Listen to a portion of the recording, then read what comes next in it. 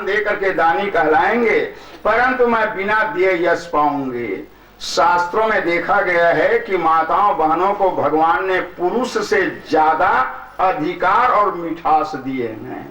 हाँ, कैसे? जैसे ये 10 रुपया है, इसको कोई भी विवाहित पुरुष कहीं भगवान में अर्पण कर दिए, धर्म में लगा दिए, तो 5 रुपया पुरुष का है और 5 रुपया उनकी अर्धांगिनी का है, क्योंकि आधा अंग में बैठने वाली। यो जबरन 5 रुपया उनको मिल गया, अर्धांगिनी। परंतु केवल दान दक्षिणा में आधा बटाना ये बात नहीं, वो तो बटाएगी। डिग्री, डिप्लोमा, सर्टिफिकेट, उपाधि, नौकरी चाकरी के पद में भी अपना हिस्सा बटा लेती हैं। जैसे कोई पढ़ लिख करके शिक्षक हो गए, मास्टर हो गए ना, तो उनकी पत्नी को लोग मास्टरीन कहते हैं। वो बेचारा पढ़ लिख करके मास्टर बना और ये मुफ्त में मास्टरीन। पढ़ी हो क्या? तो कैसे मास्टरीन? पति देवता मास्टर है तो मैं मास्टरीन। डॉक्टर है तो डॉक्टरीन, तुम डॉक्टरीन हो। इंजेक्ट करना आता है, इंजेक्शन देना आता है, मैं क्या जानू, सूजा सूजी। तो कैसे डॉक्टरीन? पति देवता डॉक्टर है तो मैं डॉक्टरीन। पंडित का पंडितहीन, पंडितहीन हो। हाँ, एकादशी कब है नहीं मालूम, वाले पंडितहीन। तो इस तरह से पुरुषों का अधिकार मिल जाता है। लेकिन ये इतनी चुस्त चालाक हैं कि अपना कुछ देने वाली नहीं है। अपना तो स्वयं पूरा पाती हैं, साथ ही साथ पति का आधा। और यहाँ मान लो इस भोपाल क्षेत्र के अंतर्गत कोई भी विवाहिता माताएं बहनें यदि शिक्षिका हो गई हैं, मास्टरीन हो गई हैं मान लो, और उनका पति कहीं मास्टर नहीं है, तो उस बेचारे को कोई मास्टर कहने वाला नहीं है। वो तरसने लगता है, साल भर में कम से कम 2 बार मेरे को भी तो कहते मेरी पत्नी मास्टर नहीं है तो। लेकिन अधिकार ले लेती हैं, लेकिन अधिकार ये देने वाली नहीं है। तो सपने में जिसने दान किया उसकी रानी कहलाऊंगी। आप दान दे के दानी होंगे, मैं बिना दिए यश पाऊंगी। इस तरह से राजा सुन करके धन्य हुआ कि धर्मशीला तेरी शक्ति की भक्ति की जय हो। मुनिवर जी को जब समाचार सुनाया तो कंपित हो गए। ऐसे कंपित हुए वाहरी छत्राणी पति की अनुगामिनी सहज रूप में तृण की भांति, और राज्य को संकल्प कर दी दान के रूप में। तनिक भी किसी तरह लोभ नहीं। तो क्या मैं इंद्र के पास खाली हाथ जाऊं? इतनी जल्दी मैं वापस जाने वाला नहीं। राजा रानी तो दे रहे हैं, लेकिन उसका पुत्र रोहित को ऐसा समझाऊंगा कि वो दान देने के लिए अपने माता पिता से हट करके कहेगा कि हमको दान नहीं देना है, तो राजा विवश हो जाएगा और सत्य धर्म नष्ट हो जाएगा। तो पूजा करने के बहाने द्वार पर बैठ गया। कुछ देर के बाद में रोहित कुमार आए। कहा जाता है माता पिता का बचपना का सिखाया गया संस्कार जीवन में बच्चे का काम आता है। इसलिए जब बच्चा है तो उन्हें संभाल करके सिखाने का प्रयास करो। ये तुमसे बड़े हैं, शिष्टाचार करो, नमस्कार करो, प्रणाम करो। इस तरह से बार बार सिखाओगे, जरूर उसके ऊपर उनका प्रभाव पड़ेगा, वो अमल करेंगे। क्योंकि आशीर्वाद यदि मिलता है संस्कार के कारण तो कुछ चीजों की प्राप्ति होती है। दंडवत गिर पड़ा वो कुमार। तो आशीर्वाद जब विश्वामित्र दिया तो आशीर्वादेन प्राप्नोति आयुर्विद्या यशो बलम। ये 4 चीजों की प्राप्ति आशीर्वाद से होती है। आशीर्वाद दे करके बोले कहे बालक बैठो। समझाने का प्रयास कर रहे हैं विश्वामित्र। कहे रोहित कुमार जी, तुम्हारे धर्मांध माता पिता ने तुम पर बड़ा अत्याचार किया। क्या अत्याचार? कहे अपने आप को दानी बताने के लिए संपूर्ण राज्य का दान स्वप्न में जो मेरे को किया था चाबियां दे दी गई। अब तुम्हारे पास एक तृण का टुकड़ा भी नहीं है, तुम कंगाल बन गए हो। राजा रानी मिलकर के हमको संपूर्ण राज्य का दान कर दिया। तो सुनो राजकुमार, कि जिस राजा ने इतनी बड़ी संपत्ति का दान किया है वो राजा ढलता हुआ सूर्य है, अस्ताचल में चला गया है, उसके डूबने में देर नहीं है। लेकिन तू उदयाचल का बाल सूर्य है, तेरे को उदयाचल से अस्ताचल जाने में समय लगेगा, इसलिए राजा रानी को बोल दो कि हम दान नहीं देंगे। सारी बातों को सुनने के बाद हाथ जोड़कर बोले, कहे मुनि जी, मैं उस छत्राणी का खिलौना हूं, दिए गए संस्कार का मैं वो अंश हूं कि राजा रानी ने आपको धन दिया कोई बड़ी बात नहीं है। संपूर्ण राज्य धन देने वाले तो करोड़ों मिल सकते हैं, लेकिन मुझसे कोई मांगे तो मैं क्या दे सकता हूं, तो तू क्या दे सकता है। ऐसा धर्म का जवाब दिया। लज्जित हो गए सुन करके विश्वास। या चतुपयुक्त अरे मिले मुझको तो मैं झोली भर सकता हूँ, तो मैं झोली भर सकता हूँ।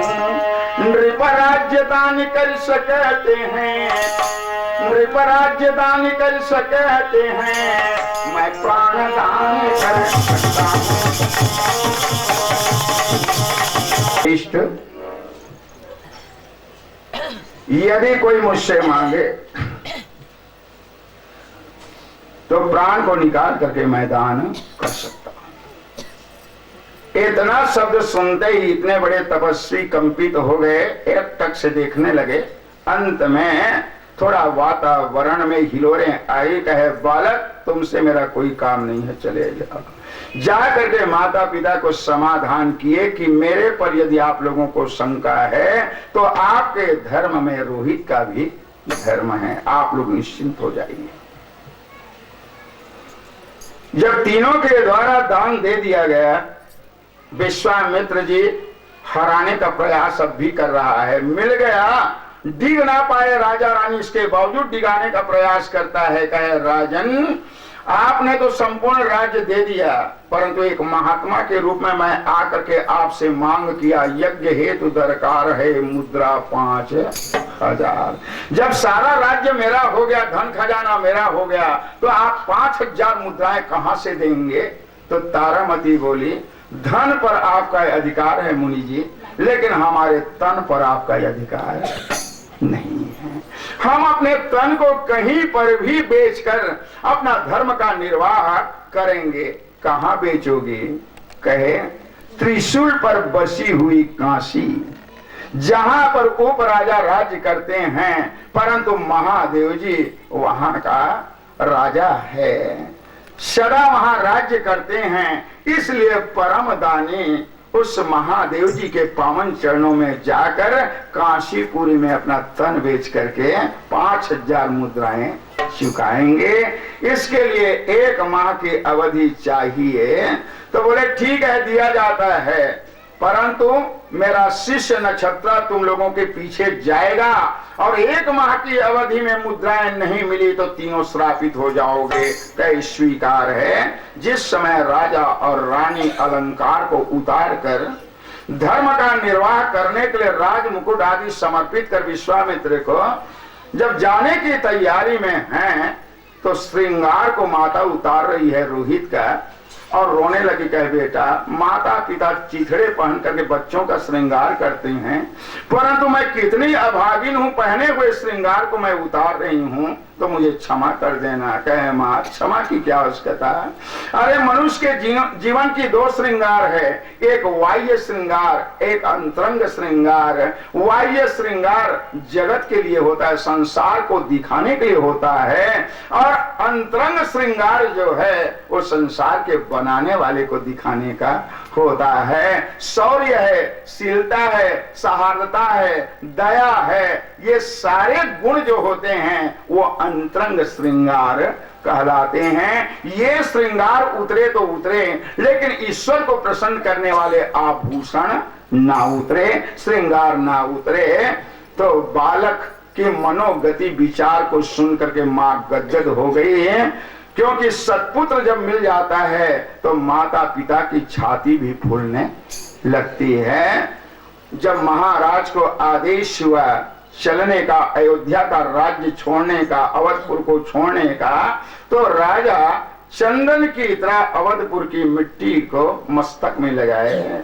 अयोध्या मथुरा माया काशी कांची अवंतिका पूरी द्वारावती गेयम सप्तैता मुक्तिदायिका। 7 मुक्ति देने वाली नगरी में प्रथम है अयोध्या।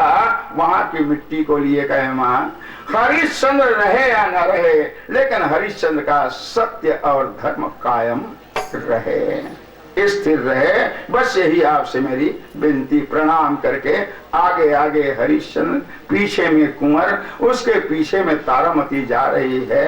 पद त्राण खड़ाऊ आदि भी नसीब नहीं है, मार्ग में चले जा रहे हैं। शास्त्र कहता है समय बिगड़ जाता है तब चक्कर खूब खिलाता है, बड़े बड़े साम्राज्यों का गहरी बुनियाद हिलाता है। फफोले पड़े हुए हैं, राजा रानी कुंवर की बड़ी दुर्दशा है। मार्ग में चलते हुए कभी जल मिल जाते, निर्वाह हो जाता है। कई दिन व्यतीत हो रहे हैं, लेकिन त्रिमूर्ति को अन्न के दाने भी नसीब नहीं होते। राजा और रानी की व्याकुलता तो बढ़ ही रही है, साथ ही साथ छोटा सा खिलौना भूखे प्यासे जब जा रहे हैं, जब सहन ना होता तो चिल्ला करके रो पड़ते, माँ माँ माँ एक बार मुझे भूख से बचा दो माँ, तेरा खिलौना टूट रहा है माँ, प्राण निकल रहा है माँ। तो माँ समझा रही, बेटा आगे व्यवस्था हो जाएगी।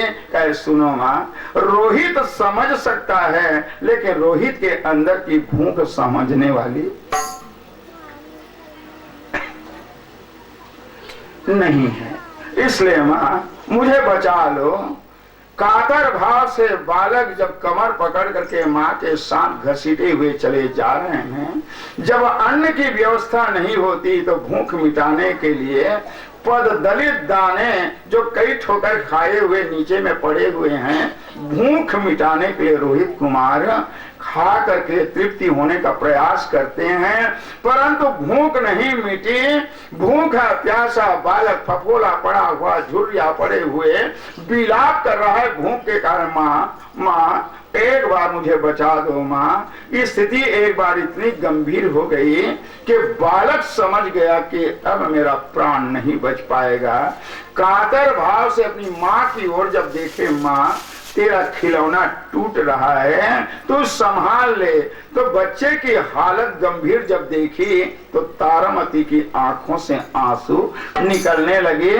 कातर भाव से माँ की ओर जब बालक देखा तो माँ की निकली हुई आंखों के आंसू को जल की तरह बालक पान करने लगे। जब ये दुर्दशा मार्ग में दिखाई दी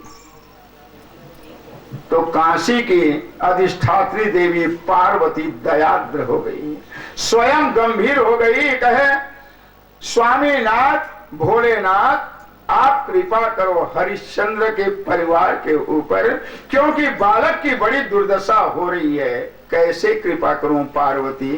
कहां की कृपा? कौन सी कृपा? जब नारायण उनकी परीक्षा ले रहे हैं तो मैं भगवान की परीक्षा में आक्षेप करूं? राजा हरिश्चंद्र के परिवार को कुछ सहयोग दूं, उनको बचा लूं, ये मेरे से नहीं होगा। कहे सब देवता आप निष्ठुर हो, इतने बड़े धर्मात्मा राजा की क्या परीक्षा? मैं क्या बताऊं? पूछना है तो भगवान से पूछ लो। कहे मुझे पूछने की जरूरत नहीं। पार्वती और शंकर में विवाद हो गया, इसके कारण पार्वती बोली व्यवस्था तो मैं करूंगी। एक साधारण स्त्री का रूप बनाई, 5 रोटियां लेकर के बीच मार्ग में बैठ गई। बालक मांगे तो रोटियां दूं, भूख मिट जाए। जो ही दृष्टि पड़ी बालक की, कहे माँ अब तेरा खिलौना नहीं टूटेगा माँ, उस माँ के पास कुछ रोटियां ही दिला दो माँ। जब विनती करके एक रोटी अपने हाथ में तारामती लेती है, आकाश मार्ग से देख रहा है सारा चरित्र विश्वामित्र जी। इस बालक ने मेरे को जवाब दिया था, याचक उपयुक्त मिले मुझको, मैं झोली भर सकता हूँ, नृपराज्य दान कर सकते हैं, मैं प्राण दान कर सकता हूँ। प्राण दान तो दूर रहा, रोटी का दान होता है कि नहीं? कुत्ता बन करके विश्वामित्र प्रकट हो गया। रोहित के हाथ में रोटी आई थी, धर्मात्मा बालक सोचा, अभी ओंठ के समीप रोटी आई नहीं है, तू आ गया ना। तू मेरे समान भूखा है, मैं इंसान हूँ, मैं व्यवस्था कर सकता हूँ, तू किससे मांगेगा, चल तू ही अपनी भूख तू मिटा। ये कह करके प्रथम रोटी उनको खिला दी गई। 5 रोटियां लाई थी पार्वती, सबको कुत्ते के रूप में विश्वामित्र खा गया। बेनसीब बालक भूखा प्यासा तड़पता हुआ माता पिता का धर्म का राही बन करके मार्ग में चले जा रहे हैं। बड़ी दुर्दशा पछतावा करती हुई पार्वती वहां से चली गई और स्वयं गंभीर हो गई। 1 माह की अवधि का मार्ग है। काशीपुरी में आज असह्य वेदना दुख कष्ट को भोगते हुए धर्म तीनों मूर्ति वहां पहुंचे हैं। काशी में जाते ही राजा दंडवत गिर पड़ा, कहे, ऐ कृपालु, तेरी इस पावनी नगरी में हरिश्चंद्र आ गया, आपसे यही विनती है कि हरिश्चंद्र का सत्य और धर्म न दिख पाए, ऐसी कृपा कर लेना। तारामती बोली, कृपा अवश्य करेंगे त्रिपुरारी, परंतु एक विनती है स्वामी, नक्षत्रा जी पीछे हैं, विश्वामित्र के शिष्य। 1 माह की अवधि आज समाप्त होती है, 5000 मुद्राएं देना है, आप मुझे बाजार में बेच दीजिए, क्योंकि आपको अधिकार है मुझे बेचने का। अरे पत्नी जाए तो जाए, लेकिन आपके जीवन से धर्म ना जाए। मैं तैयार हूं, आप ले चलिए मुझे बाजार। जब काशी के बाजार में ले गए, महाराज हरिश्चंद्र जी ने एक हस्त एक हाथ गह करके जब ऊपर उठाए, कहे, मैं अपनी पत्नी को बाजार में बेचने आया हूं। 5000 मुद्राएं, 5000 मुद्राएं, 5000 मुद्राएं, 5000 मुद्राएं। काशी के उपराजा की लड़की कालिका दामांग और बाजार घूमने आए हैं। तब तक हरिश्चंद्र की बड़ी दुर्दशा बाजार वालों ने किया है। ये जुआरी होगा, सुरापी होगा, कुछ नहीं मिला तो पत्नी को बेच रहा है, मारो मारो मारो, पत्थर की मार। राजा हरिश्चंद्र के ऊपर पड़ रही है, समझाने का प्रयास कर रहे हैं, कोई मानने के लिए तैयार नहीं। रक्त की धारा बह रही है। भगवान शंकर को इस दशा को देखकर अब थोड़ी दया आ गई है। उस समय उन्हीं की प्रेरणा से कालिका और अग्निसेन आए। दासी की जरूरत थी, 5000 मुद्राओं में राजा ने अपनी रानी को बेच दिया। शर्त है, एक समय भोजन मिलेगा, रात में रानी केवल जल पी करके निर्वाह करेंगे, लेकिन पति के धर्म को बचाने के लिए, कष्ट सहने के लिए रानी तैयार हो गई। जब राजा बेच दिया अपनी पत्नी को, तो यों रथ पर जब सवार होकर के जाने की तैयारी है, उस समय चरणों के रज को पति का लेकर मांग की सिंदूर में लगाती है।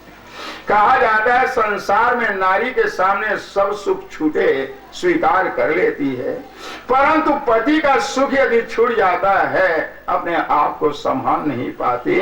जीव बिन देह नदी बिन वारी, तैसे ही नाथ पुरुष बिन नारी। गंभीर हो गई।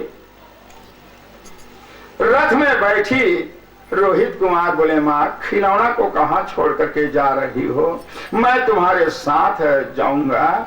गोद में लेकर के ले चलने की तैयारी। कालिका कहती है, निकम्मे को लेकर के क्या करेगी तू? मैं तेरे को खरीदी हूँ, इनको नहीं। कहे, माँ क्षमा करना, एक समय भोजन दोगी मुझे, आधा आधा हिस्सा कर लेंगे। आपसे अपने बच्चे के लिए मैं कुछ नहीं मांगूंगी। रात में जल का निर्वाह हो जाएगा। बच्चे को ले करके जब तारामती कालिका के यहाँ आई, बर्तन साफ करना, झाड़ू लगाना, गृह कार्य करना सौंप दिया। कुछ दिनों के बाद और रोहित कुमार से कहा गया, अरे बालक तू मेरे यहाँ रहता है ना? अरे यद्यपि भोजन नहीं देती परंतु रहते तो हो, इसके बदले सवेरे शाम तुम्हें पुष्प वाटिका से पुष्प लाना है, यही तुम्हारा काम। स्वीकार कर लिया रोहित जी। 5,000 मुद्राओं को लेकर के जब मिला विश्वामित्र महाराज जी को और बोले कहे गुरुदेव ऐसे धर्मात्मा को न सताएं गुरुदेव, जिन्होंने अपनी पत्नी को बेच करके धर्म का निर्वाह किया। कहे शिष्य को ज्यादा बोलने का अधिकार नहीं है, हम झुक जाएं और राजा को विजय श्री मिले, ऐसा संभव नहीं होगा। देखो अब हमारी लीला कैसी होती है, विश्वामित्र की लीला देखो। ये कहते शिष्य को लिए बाजार में आ गए। पत्नी को भेजने के बाद विश्वामित्र अकेला बाजार में घूम रहा है, अकेला। वहां पर हरिश्चंद्र जी और बाजार में ठोकर खाते खाते कभी इधर है कभी उधर है, उनको देखते देखते विश्वामित्र भी ढूंढते ढूंढते आए, वो भी घूम रहा है। दोनों की मुलाकात हो। विश्वामित्र जी बोले कहे राजन 5,000 मुद्राएं तो मिल गई है, परंतु मेरे शिष्य नक्षत्र 1 महीने तक के तुम्हारे पीछे चला, उनको भी कुछ मिलना चाहिए, मेरा तन बाकी है। बोलिए देव मैं क्या सेवा करूं? कहे मात्र 100 मुद्राएं दे दो। कहे स्वीकार है। राजा हरिश्चंद्र बाजार में खड़ा हो गया। 100 मुद्राएं 100 मुद्राएं 100 मुद्राएं 100 मुद्राएं। शाम का समय था, डोम का सरदार आ गया, 100 मुद्राओं में हरिश्चंद्र को खरीद लेता है। शर्त है एक समय भोजन मिलेगा, सवेरे से शाम तक के डोम के यहाँ गृह कार्य करना, सूर्य अस्त होते ही शमशान घाट में आना, 2 टका पैसा गज भर कपड़ा लेकर पार्थिव शरीर को जलाने के लिए आदेश देना, ये कार्य सौंपा गया, स्वीकार है। 100 मुद्राओं को प्राप्त करके और आशीर्वाद देने का बहाना करते हुए शिष्य को लेकर के विश्वामित्र जी और बाजार से अंतर्ध्यान हो गया। डोम के यहाँ कार्य करते हरिश्चंद्र की आंखों में उस समय आंसू आती है जब डोम की मार पड़ती है, जूठन खाना पड़ता है। अय सच्चिदानंद मेरे भगवान, क्या डोम का जूठन खाना, उनका मार सहन करना, यही हरिश्चंद्र के लिए सत्य का मार्ग है क्या? यदि ऐसा है तो मैं पाषाण हूं। पाषाण कभी पिघलता नहीं है, पाषाण पर कोई असर होता नहीं है, मैं सहन करने के लिए तैयार। उस समय आंसू बहती है।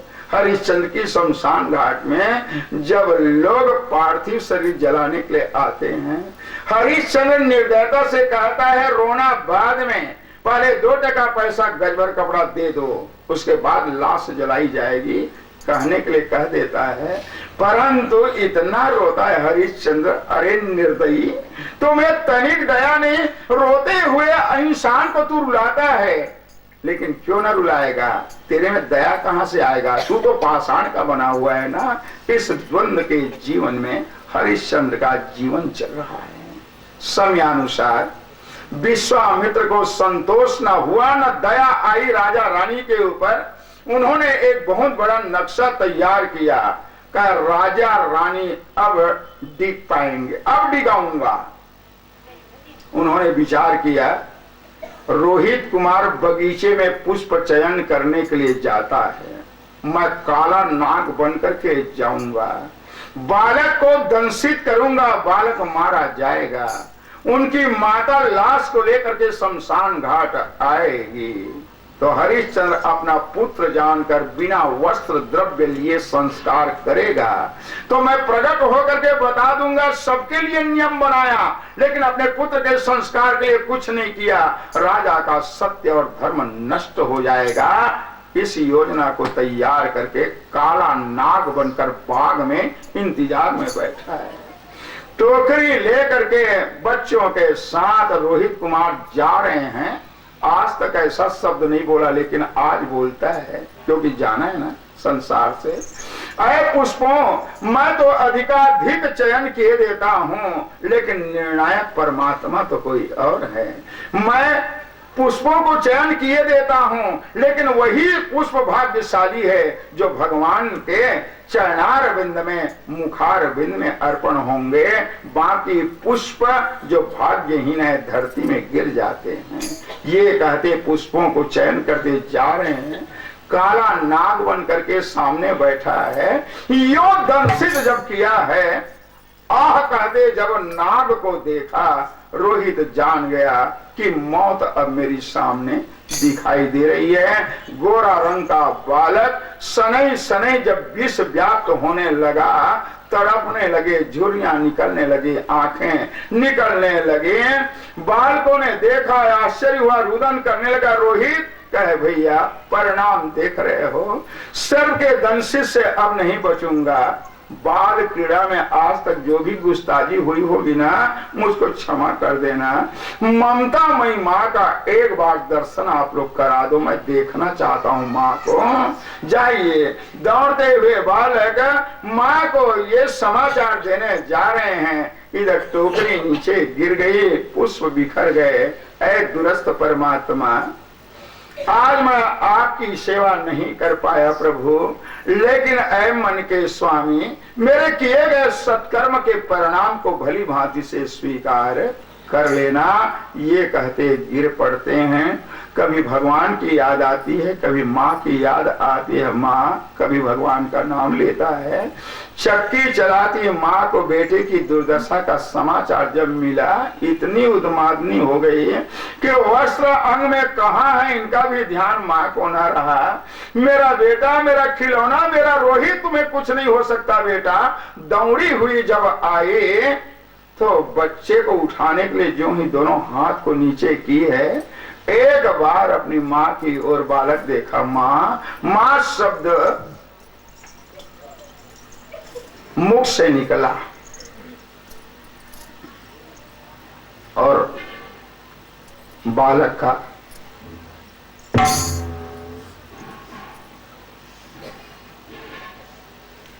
प्राणांत हो गया।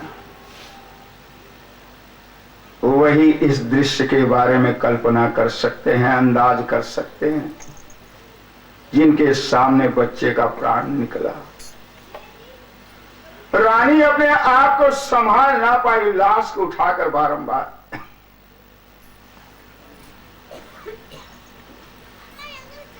चुंबन लेती है। बेटा, पति छूटा दुख ना हुआ। आज मेरी गोद के खिलौने टूट गए, अपने आप को मैं संभाल ना पा रही हूं। एक बार बोल दो।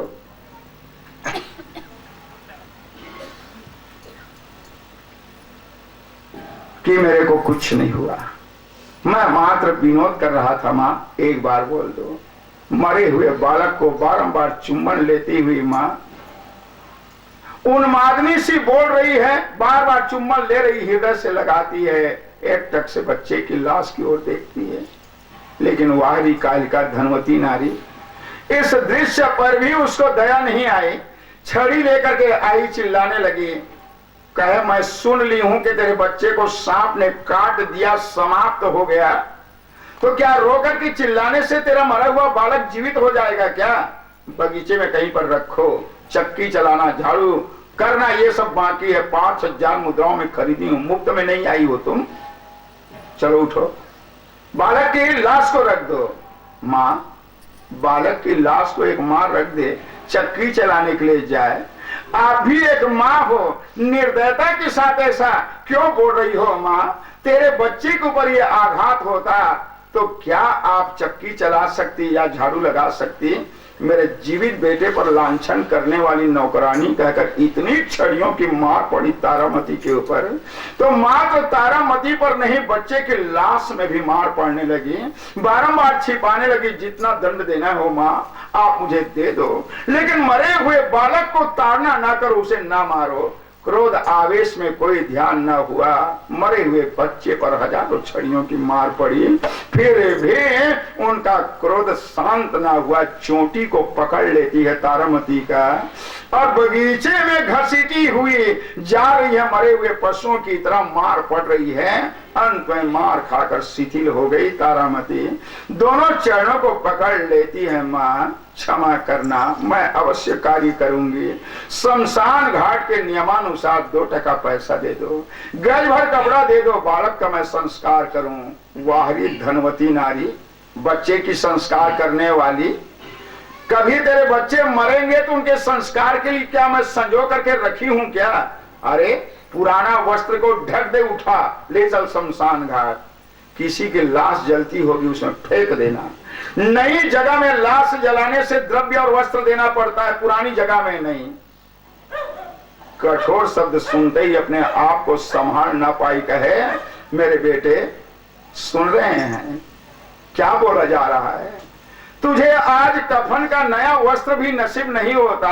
मैं यदि जानती तो एक एक करके मैं एकत्र करके रख लेती।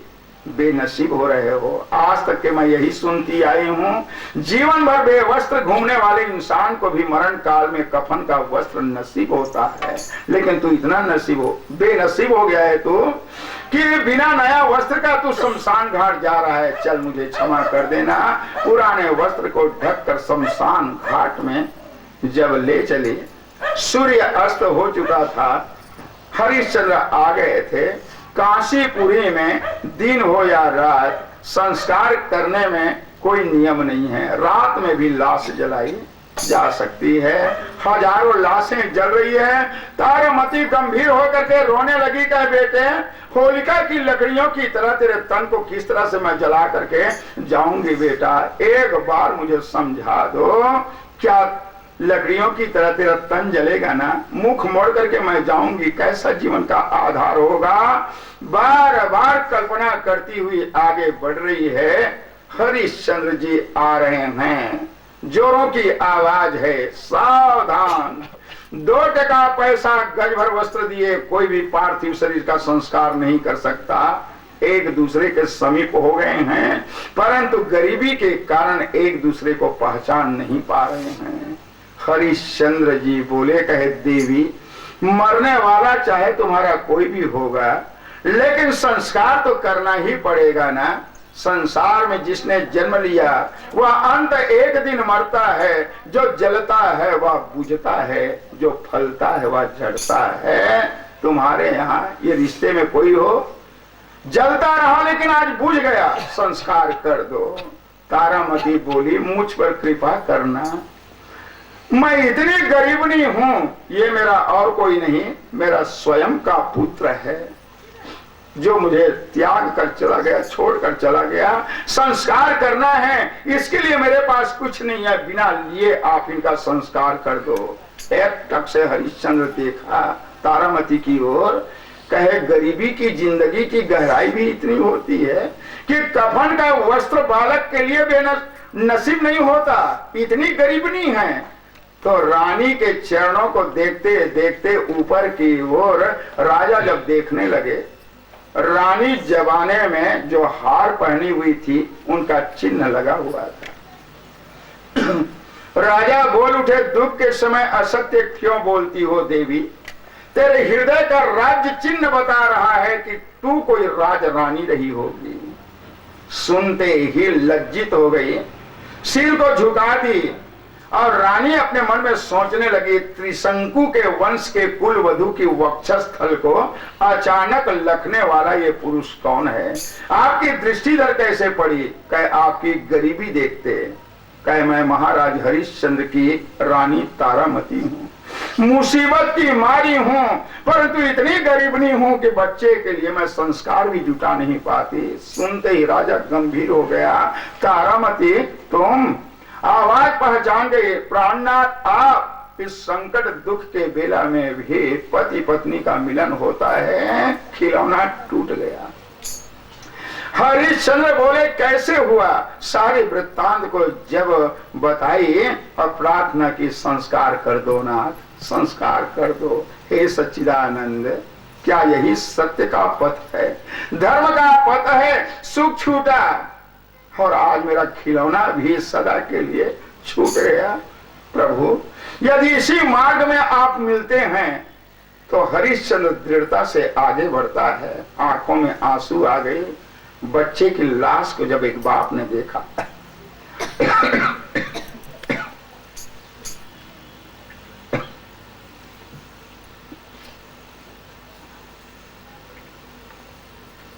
सहन न हुआ। रानी बोली रोना तो जीवन में है, संस्कार कर दो। प्रेम कहता है हरिश्चंद्र शमशान घाट में भी कोई नहीं है देखने वाला, चल तेरा ही पुत्र है, संस्कार कर दे। इनके लिए वस्त्र और द्रव्य की क्या जरूरत, बेटा तुम्हारा है, कर दे संस्कार। प्रेम जब आगे बढ़ाया, धर्म रोक दिया। नियम सबके लिए बराबर है।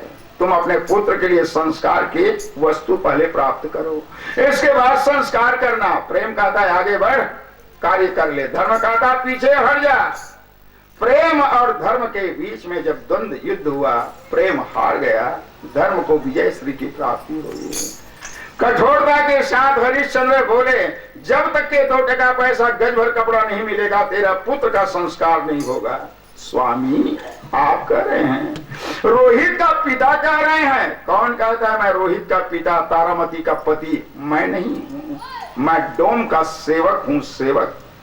महाराज ने मुझे जो आदेश दिया है उसमें अपना और पराया नहीं, आपको देना है, संस्कार होगा। पति होने के नाते आदेश देता हूं मैं तुम्हें, बेटा की लाश को रख दे और चली जाए यहां से। सेठ साहूकार के नगर में देने वाले दाताओं की कमी नहीं है, परंतु बिना संस्कार की वस्तुओं के बिना संस्कार होने वाला नहीं। बेटा पति का आदेश हो गया है, मेरे आते तक आराम से यहीं तू सोए रहना गाढ़ी नींद में, मैं चलूं तेरे संस्कार के लिए। लाश पड़ी हुई है, मक्खियां भिनभिना रही है, चींटियां आ गई। तारामती शेर साहूकार के नगरों की ओर चलने लगा।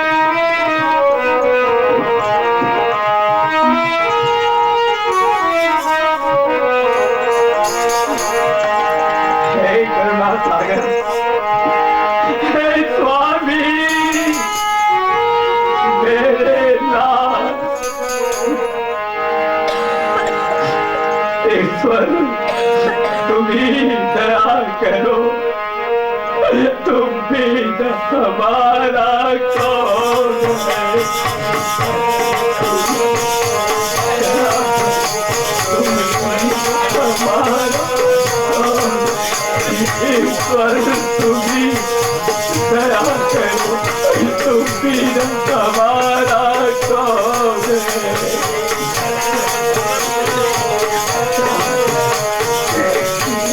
हमारा घर भरे कपड़े, 2 टका पैसे, 2 टका पैसे है पास मेरे, कुछ भी तो नहीं। आंखों की दोनों प्यालों से मैं भीख मांगने आई।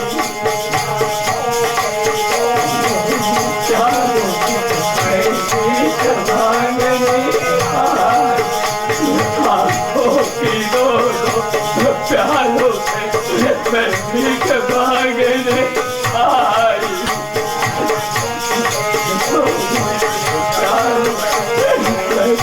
तो मेरे करुणा सागर भगवान की तारामती वस्त्रों और द्रव्यों को लेकर के दान दाताओं के द्वारा यही कहती आ रही है कि बेटा तेरे संस्कार में अब कोई कमी नहीं है, तू बेनसीब नहीं है बेटा, तेरे लिए पर्याप्त व्यवस्था हो गई है, ये कहते आ रही है। लेकिन विश्वामित्र जी को तनिक दया नहीं आई। काशी के राजा के दरबार में पहुंचे हैं। राजा से मिलने के बाद में राजा प्रश्न करते हैं आप कहाँ के रहने वाले हैं? कहे मेरा रहना ना पूछिए राजन, लेकिन मैं एक तीर्थ यात्री हूँ, परिभ्रमण करते करते काशी आया। जहां जहां मैं गया वहां वहां के राजाओं की सुव्यवस्था देखकर मुझे बड़ी प्रसन्नता हुई, लेकिन काशीपुरी में आप राजा होकर के व्यवस्था ठीक नहीं कर पाए। आपकी राज्य व्यवस्था ठीक नहीं है। राजा बोले क्या हो गया? कहे आपकी कालिका नाम की कोई बेटी है और अग्निसेन आपका दामाद, जी हाँ, काशीपुरी के अंतिम कोने में रहते हैं। क्यों? उनके यहाँ तारामती नाम की कोई नौकरानी रहती है। जी, उनका एक पुत्र था रोहित कुमार, इसे भी जानते हैं। कहे था का क्या मतलब है? कहे जी नहीं था, अब वो लड़का समाप्त हो गया है, मर चुका है। ऐसा क्यों? कहे तारामती वो नौकरानी स्वतंत्रता पूर्वक जीवन जीने के लिए अपने बेटे को जहर दे करके मार डाली है। पूछने पर कहती है कि सांप के काटने से मेरा बेटा मारा गया, अपनी आंखों से जहर देते उस दुष्टा स्त्री को मैंने देखा। तो क्यों ना राजन, ऐसी स्त्री को राजदंड क्यों ना मिले? राजा बोले अवश्य मिलेगा, तो आप अवश्य दंड दीजिए। राजा सोचा न समझा, वस्त्रों को द्रव्यों को लेकर शमशान घाट जा रही थी। सिपाही लोग गए, छीना झपटी हुआ, वस्त्र द्रव्य बिखर गए। रानी को अपराधी की तरह राजा के सम्मुख हाजिर किया गया। कोई उपाय करके सफाई देने का प्रयास करती है, लेकिन कोई सुनने वाले नहीं। अंत में उन्हें कैद खाने में डाल दिया गया। विश्वामित्र हंसने लगा कि अब राजा अवश्य ही दिएगा। बोल उठे राजा से, कहे राजन, ऐसी हतभाग्नी नारी को ज्यादा दिनों तक कैद में रखना ठीक नहीं, मृत्यु दंड तत्काल होना चाहिए। कहे ऐसा ही होगा।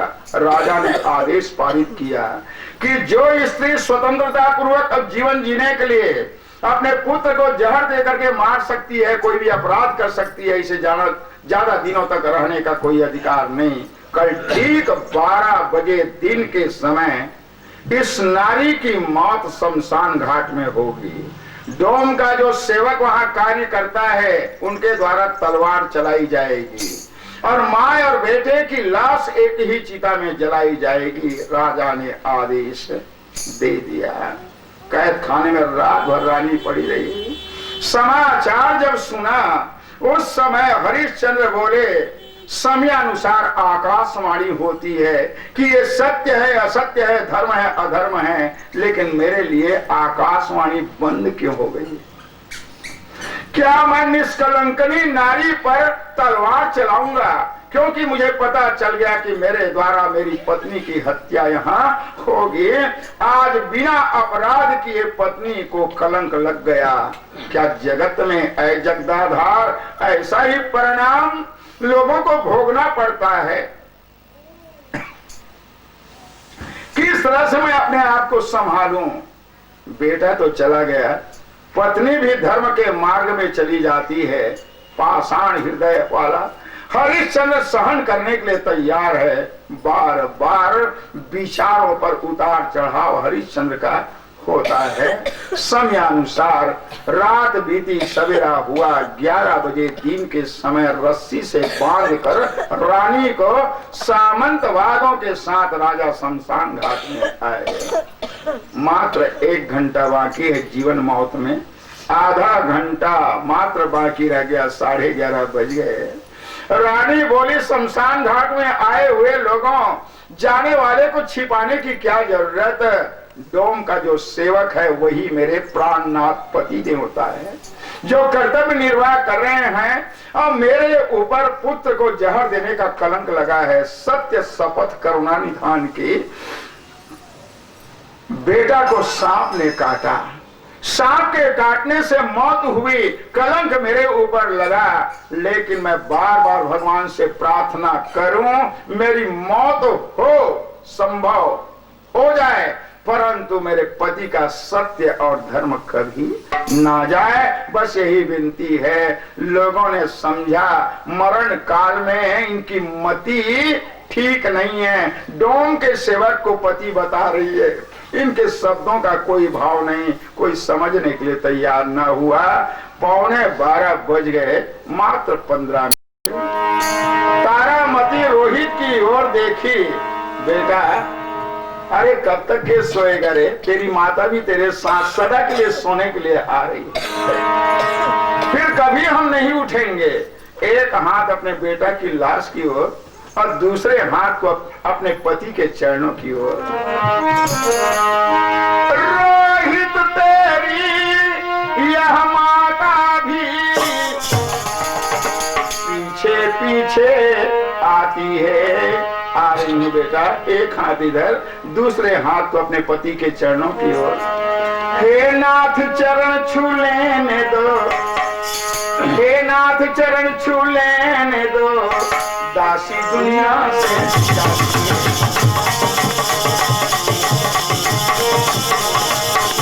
दासी दुनिया से जाती है, दासी दुनिया से जाती है, दासी दुनिया से जाती है, दासी दुनिया से। मात्र 12 बजने में मानो 5 मिनट बाकी रह गया। तलवार हाथ में आ गई। हरिश्चंद्र का तारामती सिर को झुका देती है। उस समय हस्त कंपन होने लगा तलवार के सहित राजा का कि प्रभु मैं कैसे तलवार चलाऊंगा। मुझे मालूम है कि मेरी रानी कलंकित नहीं है, निष्कलंक है। आप आदेश मुझे क्यों नहीं देते, क्या करना है? उसी समय रानी जान गई अंतिम समय मोह प्रबल राजा का मेरे पर ना हो जाए, इसलिए साड़ी के टुकड़ा निकाल करके राजा को देती है कि आप आंखों में पट्टी बांध लीजिए, जब नहीं दिखाई दूंगी तो मोह प्रबल ना होने से आप अपना कर्तव्य कर पाएंगे। टुकड़ा जब दिया गया, राजा पट्टी बांध लिए। समय हो गया। सत्य की जय हो, धर्म की जय हो, सच्चिदानंद की जय। ये कहते तलवार उठाई गई। शंख चक्र गदा पद्म लेकर के नारायण का प्रागट्य। प्रेम से बोलो सच्चिदानंद घन भगवान की जय, सत्यवादी हरिश्चंद्र दानी की जय, भक्तिमयी तारामती रानी की जय। महाराज सत्यवादी हरिश्चंद्र जी, आपका कर्तव्य पथ पूरा हो गया। आंखें खोलो और वरदान मांगो। ऐ मेरे परम तत्व, यदि हरिश्चंद्र का मार्ग सफल हो गया तो आप पट्टी खोल करके मुझे दर्शन दीजिए। प्रभु के द्वारा पट्टी खोली गई। शंख चक्र गदाधारी भगवान सामने खड़े हैं। राजा हरिश्चंद्र गदगद होकर के प्रभु के पावन चरणों में समर्पित हो गया। भगवान उठाए और हृदय से लगा करके बोले, आज तक के तेरा नाम दानी हरिश्चंद्र था, परंतु तुम सत्य मार्ग पर आरूढ़ होकर के अपने जीवन यात्रा को सफल कर लिया, तो मैं तुम्हें सत्यवादी का मुकुट दे रहा हूं। आज से तेरा नाम सत्यवादी राजा हरिश्चंद्र होगा। जाओ, अखंड राज्य अयोध्या पर करो, अब कोई विघ्न बाधा नहीं होने को है। ये कहते सत्यवादी का मुकुट जब पहनाया, विश्वामित्र महाराज जी चाबियों को लेकर के आए। सत्यवादी महाराज हरिश्चंद्र की जय, धर्मात्मा की जय, सत्यनारायण भगवान की जय। कहे राजन, प्रभु के इस लीला में कार्य में मैं भी प्रभु को साथ दिया। जैसे प्रभु ने परीक्षा ली, इसी तरह से मैं भी आपकी परीक्षा ली। आप सफल हो गए। राज्य की जरूरत हमें नहीं है, चाबियां हैं। जाइए, आप अवधपुर में अखंड राज्य कीजिए। ये कहते हुए विश्वामित्र ने चाबियों को समर्पित कर दिया। तारामती से भगवान बोले, देवी हरिश्चंद्र को मैंने सत्यवादी का मुकुट दिया, तू क्या चाहती है? कहे जिसका बेटा मरा हुआ पड़ा है वो रानी क्या चाहेगी, बस अंतिम संस्कार हो जाए। कहे देवी तुम्हें निराश होने की आवश्यकता नहीं, तुम्हारी दृष्टि में तुम्हारा पुत्र निर्जीव पड़ा है और मेरी दृष्टि में तुम्हारा पुत्र खर्राटे नींद में सोया है। भगवान कुछ बहाना किया, कपोल में जा करके शंख स्पर्श किया, प्राण का संचार हो गया। प्रभु की कृपा से बालक जीवित। प्रेम से बोलो भागवत भक्त रोहित कुमार की जय। उस समय आशीर्वाद प्राप्त किए। हरिश्चंद्र प्रभु की अनुमति के साथ पुनः राज्य करने के लिए अवधपुर जा रहे हैं। जाते हुए राजा को भगवान ने कहा, तुम अवध नगर के राजा थे तो अपने कर्म के अनुसार तू राजपद पाया था, परंतु कर्म के अनुसार जब धन मिलता है तो कभी भी अभिमान आ सकता था। तो वो राज्य तेरा चला गया। अब जो राज्य तुम पाए हो वो धर्म का और सत्य का राज्य है, जिसको मैं प्रसाद के रूप में तुम्हें प्रदान करता हूं। तो इस राज्य पर तुम्हें कभी अभिमान होने वाला नहीं है। इस तरह आशीर्वाद मिला। राजा रानी रोहित आए। प्रमाण मिलता है अलग अलग लोगों ने ईश्वर को पाने के लिए अपने अपने पथ में चल करके लक्ष्य को पूर्ण किए, लेकिन सबसे ज्यादा कठिन मार्ग है हरिश्चंद्र का। इससे बढ़ करके और कोई दूसरा कठिन धर्म नहीं है। धर्म न दूसर सत्य समाना, धर्म न दूसर